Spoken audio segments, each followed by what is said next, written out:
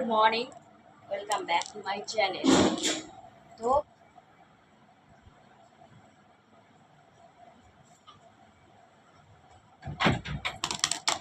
আসলে বাড়িটা খাঁচার খাঁচার আওয়াজ সব সময় পড়েই থাকে। যাই হোক, আসলে আজকে দিয়ে আমার নতুন জার্নি শুরু। আর তার আগে ভাবছি তোমাদেরকে একটা কথা বলি। কি বলতো, অনেকে চায় না সোশ্যাল মিডিয়াটা কাজ করি বলে, বুঝেছো তো? আমার হাজবেন্ডেরও পছন্দ না, মানে ও পছন্দ ঘরে সবসময় বসে থাকি।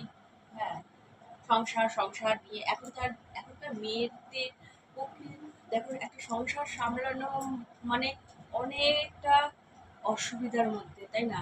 তার মধ্যে যদি বাচ্চা কাচ্চা এইসব, তো এই জন্যেই কালকে থেকে খুব অশান্তি ঝামেলা, বুঝেছো তো? তো মন মেজাজ খুব খারাপ ছিল, তারপর ভাবলাম মন মেজাজ খারাপ করে লাভ নেই। তো নিজেকে একা চলতে হবে, আর এগিয়ে নিয়ে যেতে হবে চ্যানেলটাকে। এই সিদ্ধান্ত নিয়েই আমি আজকে দিয়ে স্টার্ট করছি আমার নতুন, আবার সেই আগের মতনই চ্যানেলটাকে ফিরিয়ে নিয়ে আসতে চলেছি। তো অবশ্যই বলবো তোমরা সাথে থাকো, সাপোর্ট করো। আর যেহেতু চ্যানেলটা আবার যাতে আগের মতন গ্রো করে, অনেক মানে এই আমি না সত্যি করে পরেশান হয়ে গিয়েছিলাম, বুঝেছো তো? রোজের অশান্তি ঝামেলা ঝুট ঝামেলা এইসবের থেকে একদম নিজেকে বের করিয়ে নিয়ে চলে এসেছি। আর চাই না, বুঝেছো? তো আবার আমি আমার নিজের চ্যানেলটাকে নিয়েই চিন্তা ভাবনা করছি, কারণ আমি জানি এইটাই হচ্ছে আমার একমাত্র রোজগারের পথ, সোশ্যাল মিডিয়া। আর সোশ্যাল মিডিয়াটা দেখো, আমি মানছি যে আগে রোজগার নাই করে আগে নিজেকে সেই জায়গাটাতে নিয়ে যাওয়া। সত্যি করে কালকে একটা জায়গায় গিয়েছিলাম, তোমাদেরকে দেখাবো জায়গাটা। ঠিক আছে, অনেক বড় বড় ক্রিয়েটাররা তারা কালকে এসেছিলেন, তাদের সাথে আলাপ করলাম, তাদের সাথে কথা বললাম। আমি এতটুকু বুঝতে পেরেছি, আত্মীয় স্বজন ফ্যামিলি এই সবগুলোকে বাদ দিয়ে দিতে হবে লাইফ থেকে, নাহলে লাইফে এগাতে গেলে পর না, কি বলতো, অনেকে অনেক রকম মন্তব্য দেবে। তো আমার হাজবেন্ডের মাথাটা ওরকমই অবস্থা, বুঝেছো? ওই খালি দিমাগ শয়তান কা বাস, ওই নিয়ে জাস্ট কালকে ওই নিয়ে খুব অশান্তি ঝামেলা হচ্ছিল। তার আগে থেকেই হচ্ছিল আমার এই ইয়েতে কাজ করার নিয়ে।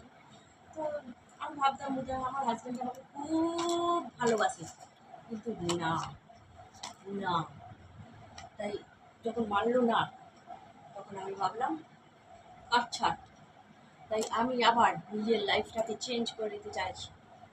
আবার সেই একইভাবে চ্যানেলটাকে গ্রো করতেই হবে, আমাকে আমাকে সাকসেস হতেই হবে সোশ্যাল মিডিয়াতে। কারণ এটা আমার সিদ্ধান্ত, এটা আমার ডিসিশন।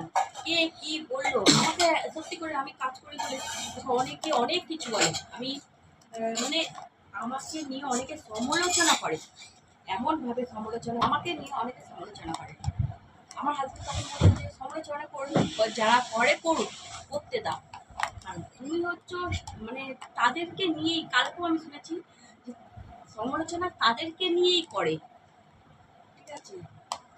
যারা লাইফে এগাতে পারে, আর যারা এগাতে পারে না তারাই সমালোচনাটা করে। তো শুনে কালকে আমার খুব ভালো লাগলো। আমি চাই আমাকে নিয়ে সবাই সমালোচনা করুক, আমি সমালোচনার পাত্র হই। খেতে উঠতে বসতে সবার কাছে আমি সমালোচনা পাত্র, বুঝেছো তো? যেমন সত্যি করে এক একজনকে দেখি, মানে ক্রিয়েটারদের, কালকে যেমন কিছু ক্রিয়েটারদেরকে দেখেছি, সত্যি করে তারাও সেই জায়গায় পৌঁছেছে আজকে। ও তারাও বলছে যে আমরা সমালোচনার পাত্র হয়ে হয়ে হয়ে আজকে এই জায়গায় পৌঁছেছি।